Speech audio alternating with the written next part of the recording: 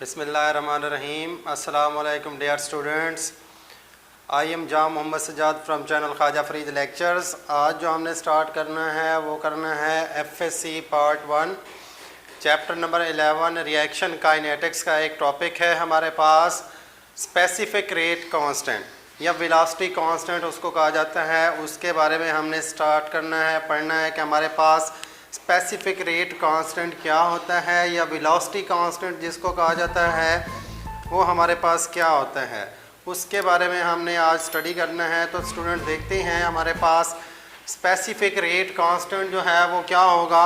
मैं आपको बताता चलता हूँ कि हमारे पास स्पेसिफिक रेट कांस्टेंट जो है ये बेस करता है, इसको हम अखज़ कर सकते हैं किस चीज़ से, लॉ ऑफ मास एक्शन से। तो हमारे पास लॉ ऑफ मास एक्शन जो था वो क्या होता है, मैं वो आपको रिव्यू कराता चलता हूँ कि हमारे पास law of mass action chapter 8 में हम पढ़ चुके हैं कि गोल्डबर्ग और वेग ने ये लॉ पेश किया था। इसके मुताबिक था हमारे पास क्या कि किसी भी चीज़ की रिएक्ट करने वाले रिएक्टेंट का जो एक्टिव मैसेज हैं वो डायरेक्टली प्रोपोर्शनल होते हैं रेट ऑफ रिएक्शन के। हमारे पास क्या है, according to law of mass action हमने कहा, according to law of mass action rate of reaction is proportional to the active masses of the reactants. Students मैं आपको यहाँ पे बताता हूँ कि हमारे पास ये जो लफ्ज़ है एक्टिव मैसेज, कि हमारे पास एक्टिव मैसेज का कंसेप्ट जो है ये क्या होता है। देखिए स्टूडेंट्स, हमारे पास अगर एक हमने रिएक्टेंट लिया है वो हमारे पास है 2 मोल, तो 2 मोल में से क्या सारे का सारा जो रिएक्टेंट है कंसंट्रेशन है 2 मोल, वो रिएक्ट करके प्रोडक्ट बनाती है? नहीं, ऐसा नहीं होता। जब भी केमिकल रिएक्शन में हमारे पास जितने मोल रिएक्टेंट हिस्सा ले रहे होते हैं, यानी कि अगर हमारे पास 2 मोल है एक रिएक्टेंट का, वो 2 मोल हिस्सा नहीं लेगा। वो कितने मोल हिस्सा लेगा? जितने मोल हिस्सा लेगा, लेट सपोज हमारे पास 1.5 मोल रिएक्शन में हिस्सा लेता है, तो वो 1.5 मोल जो है वो एक्टिव मास है उस रिएक्शन का। उस रिएक्टेंट का एक्टिव मास क्या होगा? जितनी कंसंट्रेशन उसकी क्या करेगी, मोलर कंसंट्रेशन रिएक्शन में हिस्सा लेगी, वो उसका क्या होगा, एक्टिव मास। तो हमारे पास एक सपोज रिएक्शन है कि ए एक रिएक्टेंट है जो कन्वर्ट हो रहा है प्रोडक्ट बी में। ए हमारे पास एक रिएक्टेंट जो कि कन्वर्ट हो रहा है किस चीज़ में, रिएक्टेंट बी में। तो according to law of mass action हमारे पास है rate of reaction is proportional to the किसके, रिएक्टेंट के। किस चीज़ के प्रोपोर्शनल है? रिएक्टेंट की कंसंट्रेशन के। यहाँ पर हमने रिएक्टेंट को रिप्रेजेंट किया है स्क्वायर ब्रैकेट से। तो स्क्वायर ब्रैकेट जो है हमारे पास क्या है, इसको कहा जाता है मोलर कंसंट्रेशन। स्क्वायर ब्रैकेट क्या होती है? मोलर कंसंट्रेशन, जिसका यूनिट होता है मोल पर डेसीमीटर क्यूब। क्या होता है जी स्टूडेंट्स? मोल पर डेसीमीटर क्यूब। तो हमारे पास ये फर्स्ट जो डेफिनेशन है लॉ ऑफ मास एक्शन की, ये फर्स्ट पार्ट है लॉ ऑफ मास एक्शन का। अगर हम सेकंड पार्ट की बात करें तो हमारे पास लॉ ऑफ मास एक्शन जो है वो कुछ इस तरह से है, the rate of reaction is proportional, rate of reaction is proportional to the product of active masses of the molar concentration. Students इस स्टेटमेंट पे आप जरा गौर करें कि हमारे पास जो है rate of reaction is proportional to the product, जिसको कहा जाता है हासिल ज़रब, किस चीज़ का? अगर हमारे पास स्टूडेंट्स किसी भी रिएक्शन में एक या एक से ज़्यादा रिएक्टेंट हिस्सा लेते हैं, तब हम बात करते हैं कि उसका प्रोडक्ट, उन रिएक्टेंट का प्रोडक्ट के प्रोपोर्शनल होता है क्या चीज़, rate of reaction. Rate of reaction is proportional to the product of active masses of the molar concentration, कि आपके पास मोलर कंसंट्रेशन में से कितनी मिकदार जो है वो रिएक्शन में हिस्सा ले रही है, उसके प्रोपोर्शनल होता है क्या चीज़, रेट ऑफ रिएक्शन। तो ये हमारे पास सेकंड स्टेटमेंट होगी किस चीज़ की, लॉ ऑफ मास एक्शन की सेकंड पार्ट। इसमें है हमारे पास, हमने एक्सपोज रिएक्शन लिया है कि ए एक रिएक्टेंट है जिसका स्मॉल ए ये मोल है, ये रिएक्ट कर रहा है किस चीज़ के साथ, बी एक रिएक्टेंट है जिस किसके साथ, उसके बी मोल के साथ, तो बना रहा है प्रोडक्ट सी और D. Then according to law of mass action हमारे पास एक्सप्रेशन जो है वो कुछ इस तरह से आएगा, रेट ऑफ रिएक्शन। इस स्टेटमेंट को सामने रखते हुए स्टूडेंट्स गौर करें तो हमारे पास कुछ जो एक्सप्रेशन है मैथमेटिकली वो कुछ इस तरह से आएगा कि rate of reaction is proportional to the किस चीज के, product of the active masses of the molar concentration of the reactant. हमारे पास रिएक्टेंट है कौन से, ए और बी, इसके रिएक्ट कर रहे हैं स्मॉल ए मोल और स्मॉल हमने कहा बी, ये मोल्स हैं। तो इसकी मोलर कंसंट्रेशन आप एक्सपोनेंट में लेते हैं, पावर में लेते हैं। ये ए एक रिएक्टेंट है, बी एक रिएक्टेंट है, स्क्वायर ब्रैकेट उसकी कंसंट्रेशन है, बी और ए जो है स्मॉल, ये क्या है आपके पास मोलर कंसंट्रेशन है। तो rate of reaction is directly proportional to the product of active masses of the molar concentration. ये सेकंड पॉइंट है हमारे पास लॉ ऑफ मैथ सेक्शन की स्टेटमेंट का। तो हमारे पास ये जो मैथमेटिकल एक्सप्रेशन है स्टूडेंट्स, इसको कहा जाता है, this equation is known as rate law और रेट इक्वेशन। इस इक्वेशन को क्या कहते हैं स्टूडेंट, ये जो इक्वेशन है हमारे पास कौन सी,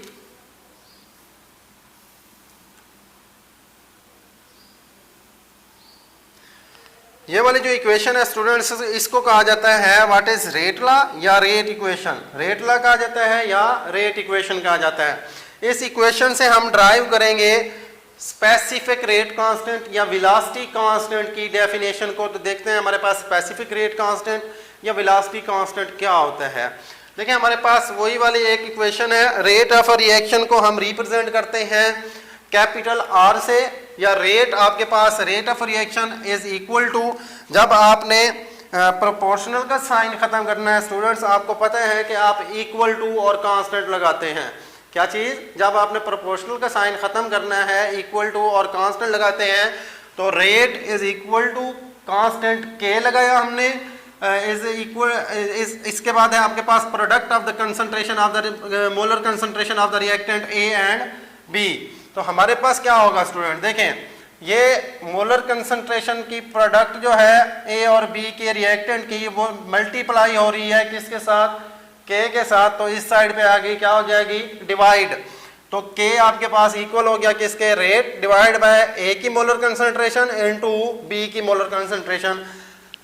अब ये जो स्टूडेंट्स हमारे पास एक्सप्रेशन आया है, इसमें आपके पास के क्या है, के यहाँ पर आपके पास स्पेसिफिक रेट कांस्टेंट है। पहला पॉइंट है कि के हमारे पास जो है स्पेसिफिक रेट कांस्टेंट, या इसको कहा जाता है वेलोसिटी कांस्टेंट, या थर्ड वन इसको कहा जाता है रेट कांस्टेंट। क्या चीज है स्टूडेंट, के जो है हमारे पास specific rate constant, velocity constant या रेट कांस्टेंट इसको कहा जाता है।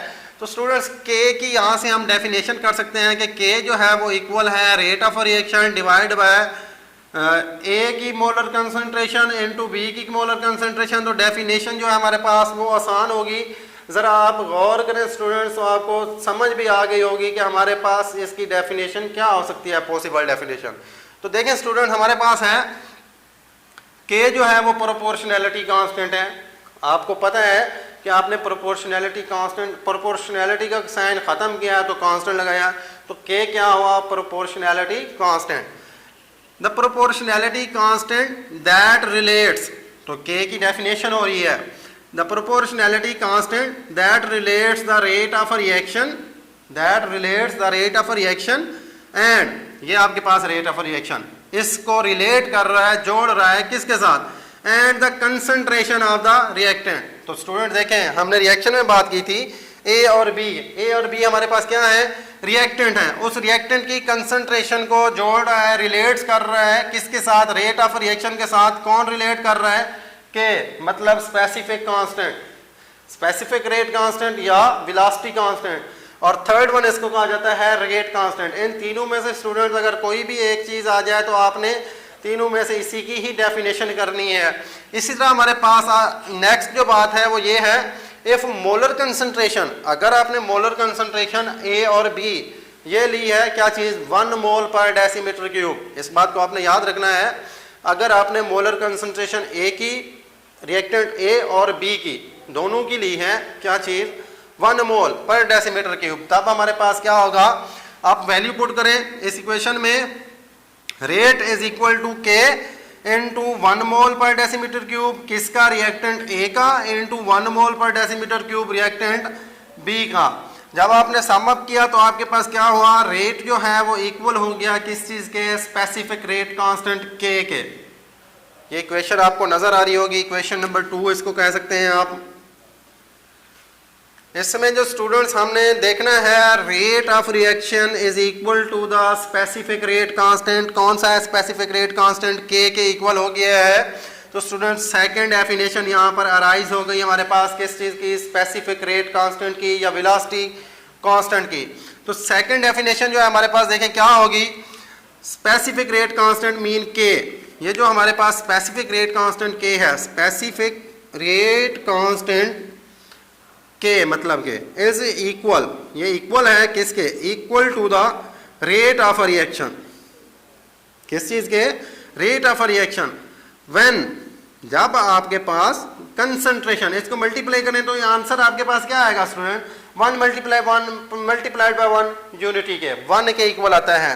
तो आपके पास when concentration of the reactant, reactant की जो कंसंट्रेशन है वो किसके इक्वल आ जाए, यूनिटी के, तब आपके पास डेफिनेशन क्या होगी कि specific rate constant K is equal to the rate of reaction when आपके पास कंसंट्रेशन ऑफ द रिएक्शन या reactant is equal to the unity, is equal to the unity. जब आपके पास concentration of reactant, molar concentration of the reactant equal हो जाए 1 के unity के, तब आपके पास स्पेसिफिक रेट कांस्टेंट के जो है वो किस चीज के इक्वल होता है, रेट ऑफ रिएक्शन के।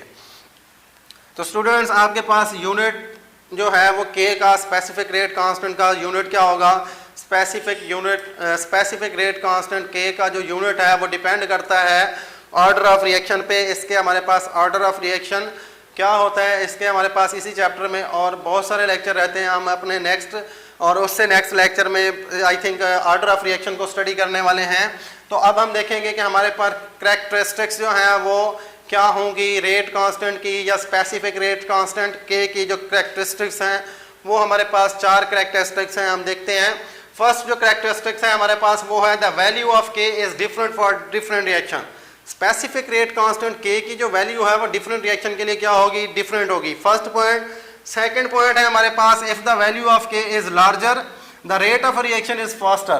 तो स्टूडेंट अगर के की वैल्यू हमारे पास क्या आ जाए, लार्जर आ जाए, स्टूडेंट्स के की वैल्यू अगर हमारे पास क्या आ जाए, लार्जर, तो हमारे पास क्या होगा, रेट ऑफ रिएक्शन जो है वो क्या होगा, faster. If the value of K is larger then the rate of reaction is faster. तो हमारे पास रेट ऑफ रिएक्शन जो है वो क्या होगा, फास्टर। अब अंडरस्टूड सी बात है, अगर वैल्यू ऑफ के जो है वो क्या आ जाए, स्मॉल, तो हमारे पास क्या होगा, rate of reaction will be slow. Next यही बात है, if the value of K is small then the rate of reaction is slow. हमारे पास रेट ऑफ रिएक्शन क्या होगा, स्लो।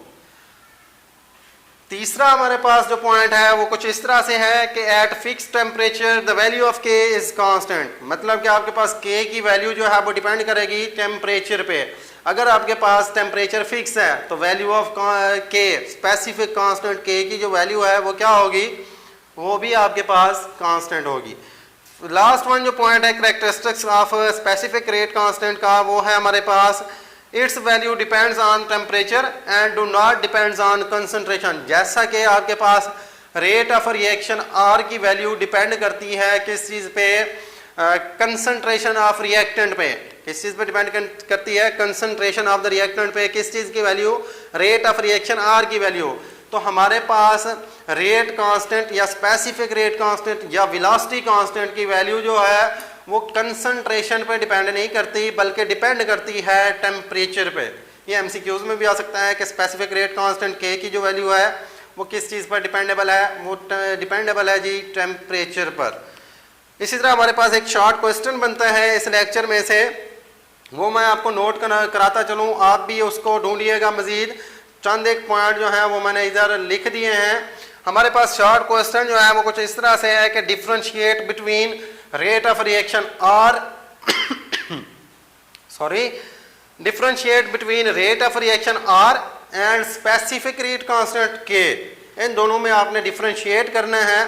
चंद एक पॉइंट मैंने शॉर्ट से लिख दिए हैं, आप इसको तफसीली खुद से ढूंढ लें। आंसर इसका वेरी इजी है। आपके पास फर्स्ट जो है रेट ऑफ रिएक्शन, आर जो है ये क्या है, स्पीड ऑफ रिएक्शन है in which reactant converted into product. R जो है ये आपके पास स्पीड ऑफ रिएक्शन है जिसमें रिएक्टेंट किस में कन्वर्ट होते हैं, प्रोडक्ट में, with the passage of time. जैसे जैसे टाइम गुजरता है आपके पास इनिशियली रिएक्टेंट की कंसंट्रेशन हाई होती है और आपके पास प्रोडक्ट की कंसंट्रेशन क्या होती है, लो। जैसे जैसे टाइम गुजरता है रिएक्टेंट की कंसंट्रेशन कम होती जाती है, प्रोडक्ट की कंसंट्रेशन बढ़ती जाती है। तो आपके पास with the passage of time rate of reaction में रिएक्टेंट जो है वो कन्वर्ट होते जाते हैं किस में, प्रोडक्ट में। इसी तरह स्टूडेंट्स हमारे पास जो रेट कांस्टेंट के का पॉइंट है वो है k is always constant in rate law. ये हमारे पास रेट लॉ है ये वाला। इसमें देखें के क्या है, आपके पास कांस्टेंट है। कौन सा कांस्टेंट, स्पेसिफिक रेट कांस्टेंट। तो हमारे पास रेट ऑफ रिएक्शन के लिए जो हमने मैथमेटिकल एक्सप्रेशन पढ़ा था वो था rate of reaction is equal to del x over del t. Del x change in concentration with the passage of time, t del t जैसे टाइम चेंज होगा उसके अकॉर्डिंग आपके पास del x concentration of reactants या concentration भी क्या होती जाएगी, चेंज होती जाएगी। इसी तरह हमारे पास के का जो मैथमेटिकल एक्सप्रेशन है वो हमने अपने लेक्चर में भी डिस्कस किया है। K is equal to rate of reaction divide by A की मोलर कंसंट्रेशन इनटू बी की मोलर कंसंट्रेशन। नेक्स्ट जो हमने लास्ट पॉइंट लिखा है वो है हमारे पास रेट ऑफ रिएक्शन या रेट ऑफ रिएक्शन आर जो है decreases with the passage of time, जबकि आपके पास रेट कांस्टेंट के जो है ये कांस्टेंट है, चेंज नहीं होता with the passage of time. हमारे पास रेट ऑफ रिएक्शन आर, इस बात को समझे लास्ट पॉइंट को कि रेट ऑफ रिएक्शन आर जो है ये चेंज होता है जिसको हम आर से रिप्रेजेंट कर रहे हैं। ये नहीं समझना कि हमारे पास रेट ऑफ रिएक्शन आर जो है वो भी कोई स्पेसिफिक कांस्टेंट है, ऐसी बात नहीं है। हम आर से उसको क्या कर रहे हैं, रिप्रेजेंट कर रहे हैं। Rate of reaction R, rate of reaction जिसको हम रिप्रेजेंट कर रहे हैं आर से, वो क्या करता है जी, with the passage of time change होता है। Rate of reaction with the passage of time is change, जबकि आपके पास स्पेसिफिक रेट कांस्टेंट के जो है वो क्या करता है, with the passage of time change नहीं होता बल्कि क्या रहता है, कांस्टेंट रहता है। तो स्टूडेंट्स ये हमारे पास था किस चीज़ के हवाले से, स्पेसिफिक रेट कांस्टेंट के हवाले से चैप्टर 11। इसके बाद हमारे पास नेक्स्ट और भी इस चैप्टर से रिलेटेड बहुत सारे लेक्चर हैं। अपने नेक्स्ट लेक्चर तक के लिए हम हाजिर होते हैं, तब तक के लिए अल्लाह हाफिज़।